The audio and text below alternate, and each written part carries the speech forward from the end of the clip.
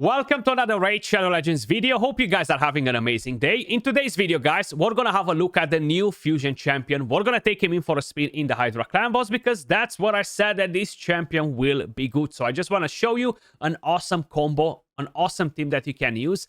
We are currently on the test server. That's how I have access to the champion, guys. Now, initially, I really thought that he will be even better than he currently is. And I'm gonna live up to what I said, okay? I'm gonna live up to what I said.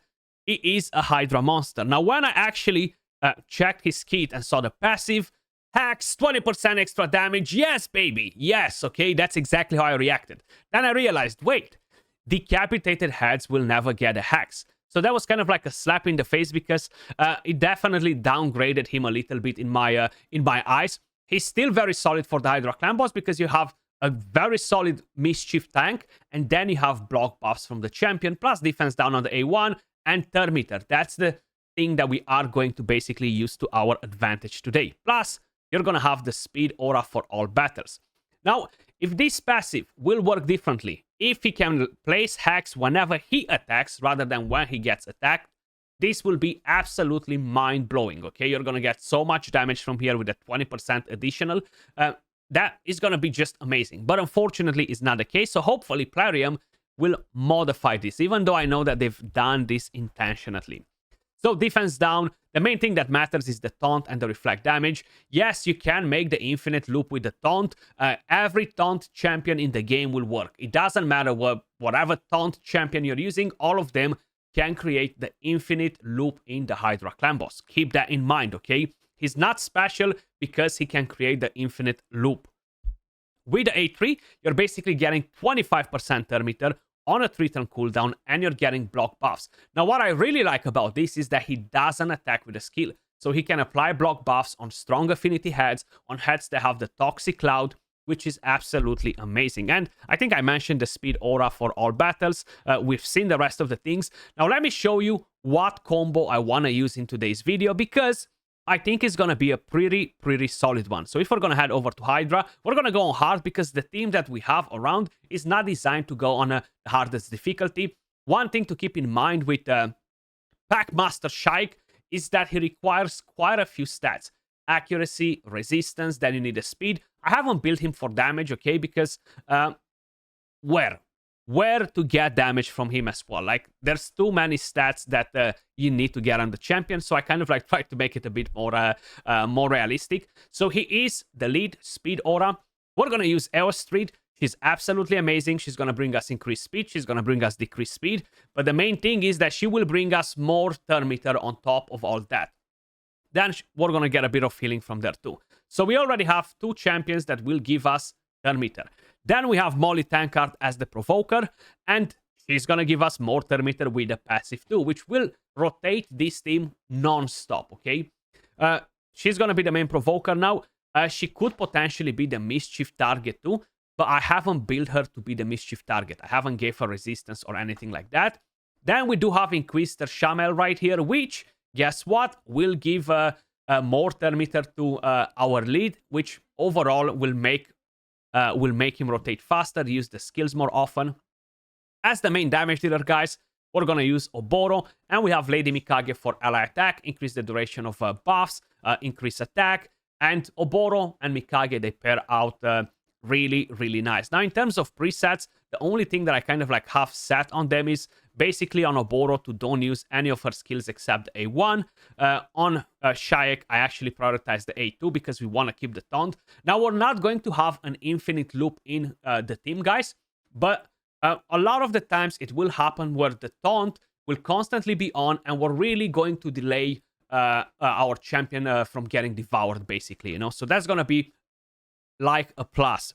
And yeah, basically Lady Mikage, she's not allowed to use the Metamorph because we don't want to have that on. Now, this will work on full auto. That's kind of like the main thing that I want to show you. I've done a different run before where I didn't want it to use Molly Tankard. I actually went and used Dragstar as the provoker. Dragstar is the free champion that you can get from the Tag Team Arena Bazaar, guys, from the shop. He's not the best provoker, but I looked at different options that I could use as provoke and try to get in a bit of damage as well. And he kind of like just dropped on the list. We lost Oboro and we lost Inquisitor Shamael pretty early in that run, and we still managed to get 300 million damage. And I let the run go for quite a bit on. We managed to delay some of the champions from getting devoured, probably for like, I don't know, 20, 30 extra turns on top of what they already have, which is massive. The main thing that you are going to notice in here is all of the turn meter that we're constantly getting, which will really allow this team to rotate much, much faster. Now, because I changed Dragstar for Molly Tankard, I'm already aware that I lost a bit of damage, okay? So I know that I lost a bit of damage, but bringing in a Reviver like Molly Tankard and Provoke at the same time will make this team even more auto-friendly. In case if anyone dies, she's gonna revive, okay? Now, if you are planning to use Dragstar instead, you can absolutely do it. I've done it. I got 300 million damage. I'm gonna show you the screenshot at the end, just so you guys kind of like have a bit of an idea. So I was doing around 2 million damage per turn with Dragstar in. I gave a damage build to Molly Tankard too, in the hope of kind of trying to recover some of the lost damage from Dragstar. At the end of the run, I was super surprised to see that Dragstar, which was fully built for damage, dealt less damage than Eostrid, which she's not built for damage, you know. So that was a bit shocking to see that it was actually happening, you know. Like Eostrid can actually bring in a decent amount of damage too, you know. So we're still doing 2 million damage per turn for the moment. Probably we are going to do around the same amount of damage, to be honest with you guys. But basically, you're getting the block buffs from him. Having that taunt on, having all of those buffs on him and the reflect damage will make one of the best mischief targets that you can have in the game, because on top of it, you are actually getting that block buffs. You're getting the turn meter, you're getting the defense down on the A1, and you're getting the speed aura, okay? So he ticks in quite a few boxes. Now, I'm not trying to sell this champion as an endgame monster or anything like that. He's not going to absolutely take any of my teams to the next level, and probably it won't be the case for the majority of the Krakens, the majority of the Whales, the majority of the Dolphins that have been playing for the last 5 years, and they've collected an insane amount of champions. But for the rest of you guys out there, he is actually a very solid Hydra champion, and if you have the resources to get the fusion done, go and do it. Not to mention that, yes, you can do an infinite taunt loop team where none of your champions will ever get devoured as long as the mischief target doesn't 3% him and he doesn't steal his buffs. So that's absolutely doable as well. So keep that in mind too, because it is pretty important, especially if you are planning to run maybe a weak spell comp and you don't have Amic Trunkheart and you decided to go with him. He can work in there as well. He can work in any taunt loop teams, even if you're not planning to do the Yannicka one. If you want to do a Tranda team, you can do that as well. So I really think that overall is a pretty decent champion for the Hydra clan boss, and a lot of people could benefit from having him. Now, it's very true that what Plarium tried to do with the Huns and stuff just sucks, okay? All of them suck. They have no nice synergy for any content in the game that matters in 2024. I know they said maybe a new Hunt is gonna come into the game, and who knows what they can do together. It's annoying that for the majority of champions that they are bringing in the game, and they're usually kind of like making them to be a bit more underwhelming, is annoying the fact that they're always promising something else will come and do the fusion because something else will come and it's gonna be amazing. Why not introduce that together with the fusion champion? You know what I mean? Just give us a few better options, and I hope that whatever champion comes will activate his passive in a better way. I don't know, make them partner up together somehow where his passive is gonna work when he attacks, or something that will allow to put hacks on decapitated heads, because that's what it matters the most, to have that 20% additional damage. Now, don't get me wrong, it's nice to have it on heads that are alive, to have the hacks on, because your champions will still deal 20% additional damage on the non-decapitated heads. So overall, you're gonna take those heads down faster.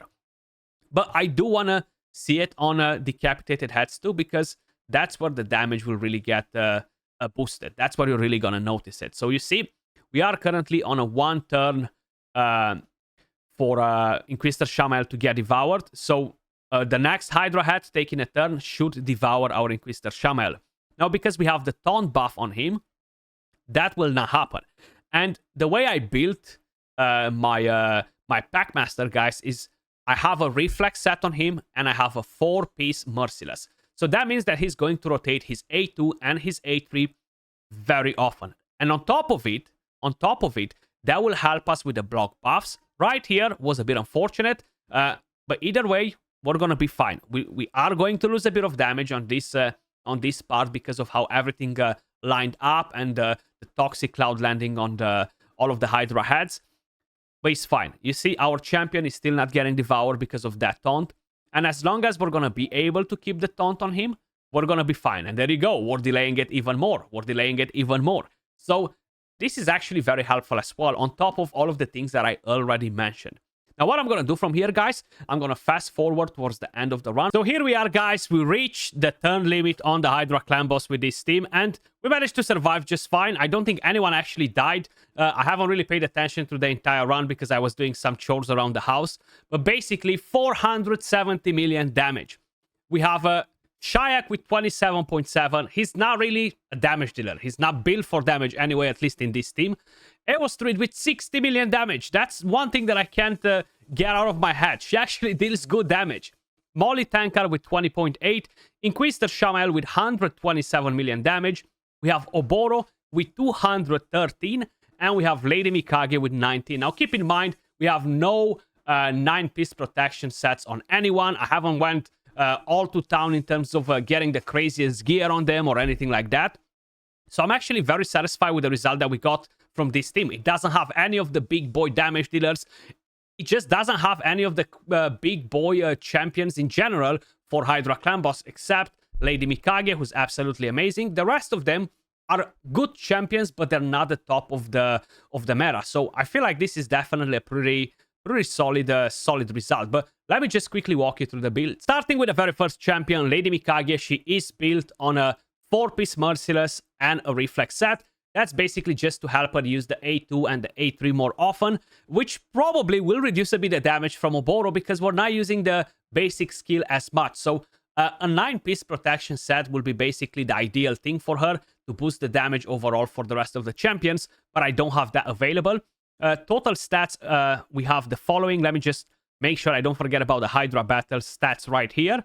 So 273 speed, 80k HP, 3.8k attack, 3.2k defense, 81 crit, 144 crit damage, 337 accuracy. The main thing that really matters, guys, is having this ignore defense. This will boost your damage quite a bit. It's almost like having a Savage set on all of your champions. Masteries. These are arena masteries. I haven't really changed the masteries for PvE. In terms of a blessing, I have Polymorph as well on her. Then we have Street's Dreamsong. Pretty much the same type of build. We have a 4-piece Reflex. We have 4-piece Merciless. Basically, is having double Reflex set on your champion. I would like to have a 9-piece protection on her as well. That will boost the damage even more on my champions. But again, I think I can actually do it. No, I cannot. I cannot do it on her Sylvan Watcher. Wait, I cannot do it on Sylvan Watchers. I'm missing the amulet and the banner. Total stats on her. Basically, you want to prioritize speed and you want to prioritize some accuracy.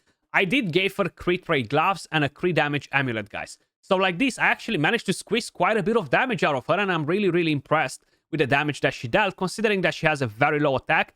Imagine if I was giving her an attack chest piece instead and actually giving her a more appropriate build for a damage dealer. That would definitely boost the damage quite a bit on her. I do have Cruelty as a blessing, without a doubt, the #1 blessing for her, if you want to help and support the rest of the team. But of course, running Nature's Wrath on her can boost her damage quite a bit, so keep that in mind as well. Masteries, we have offense and we have support 3. War Master as tier 6, and I forgot to show you the Hydra stats, so let me just put that on as well so you guys can see it a bit better. We have 186 crit damage, 3.3k attack, 276 speed. Then we have Packmaster Shyek. Again, Reflex and Merciless is not mandatory. It is definitely the best build for him because it helps him to rotate his skills very, very fast. Now, you do need resistance, you do need accuracy on him, which definitely doesn't give you a lot of room to give him a damage build on top of what he already has. Total stats on him, we have the following: 73k HP, 4k defense, 249 speed, 49 crit rate, 132 crit damage. Now, with this build, guys, I saw him hitting for over 100k with a basic skill. So I feel like if you would decide to give him a bit of damage, would not be a bad decision whatsoever. That would actually help him quite a bit because he can put in a decent amount of damage as well. And for hard, you need to have 400 to 450 resistance to ensure that Head of Mischief won't smash you all the time. Even like this, we lost the buffs from him. We got 3%, so it's pretty annoying. Now, in terms of a blessing, it really depends. I'll be very honest with you guys. I feel like there are not many good blessings for him. You can always run something like Intimidating Presence. That can be very, very nice because it will boost the speed aura if you want to. Or, of course, running a Cruelty can work as well, but it's not really going to benefit him a lot. It's just the skills, the way they work, it's just not gonna benefit him much. So honestly, it's pretty hard to even decide what blessing to get it on a champion like him. Maybe Brimstone. Brimstone can work nice because of the attack with the basic skill. You know, I feel like Brimstone could potentially be the best damage blessing for him out of all of them. In terms of masteries, we have offense and support. We do have War Master as tier 6, lasting gifts, and we have Master Hexer. Now, you cannot increase the duration of the taunt, but you can increase the duration of the rest of the buffs that he is getting. Molly Tankard, regeneration and perception. These are her total stats right here. Let me just quickly bring the Hydra on. 200 crit damage, 98 crit rate, 5.8k defense. She dealt a bit of damage, nothing too crazy, considering that we don't have increased defense in the team, you know. Overall, pretty satisfied with that. You can always give her resistance as well, but since she's not the mischief target, we don't need the resistance on her. And masteries, we have Hand Smasher as tier 6. I went all in with her. I was like, you know what?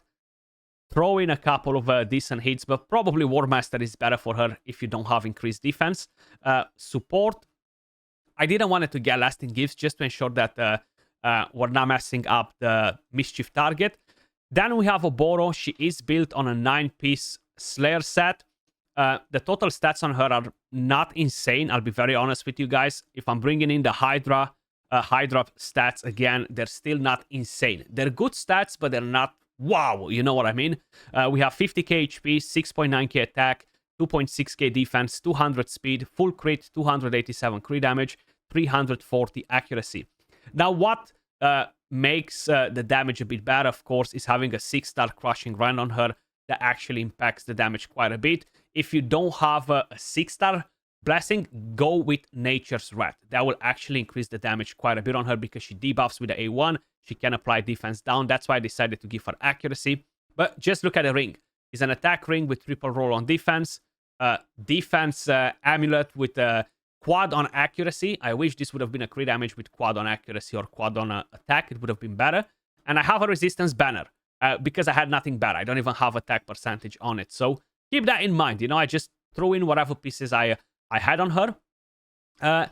In terms of masteries, we have offense and we have support 3. I have Hand Smasher as tier 6, kind of like the best thing to get. There's no point to get Kill Streak. You're not going to get extra damage on Hydra from it because it's not working in Hydra from what I remember.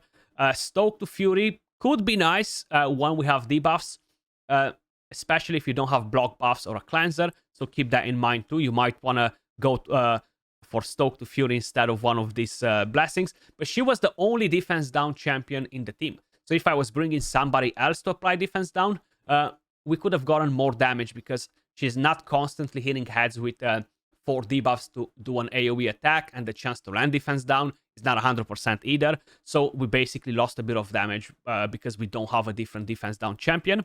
Inquisitor Shamael, he's built on lifesteal and a retaliation set. Total stats on him, we have 44k HP, 5.7k attack, 2.8k defense, 214 speed, full crit rate, 299 crit damage. So as you may notice, I don't have the craziest gear on them. I haven't gave them the best possible gear that I have available. I did give them decent stats and stuff, but I did not went all in with the gear, just so you guys see a better representation of how the champion could potentially help you in your own team, basically, on your own account. I do have Phantom Touch on him. I feel like there's no other blessing that will work better on him than Phantom Touch. And Masteries, we have Helm Smasher that helps for the A1. Once he has 3 buffs on, he will ignore 100% of the target's defense with A2. So that's pretty much everything for this team, guys. And I do think that he can be very helpful for a lot of you guys out there. It really depends what other champions you're comboing with him. But I really think that him, together with the EOS Street, they work absolutely amazing because you're gaining so much turn meter. And that will allow your team to rotate much, much faster. Hopefully you guys enjoyed the video. If you did, don't forget to smash a like, subscribe to the channel, and I'll catch you all in the next video. Much love. Peace.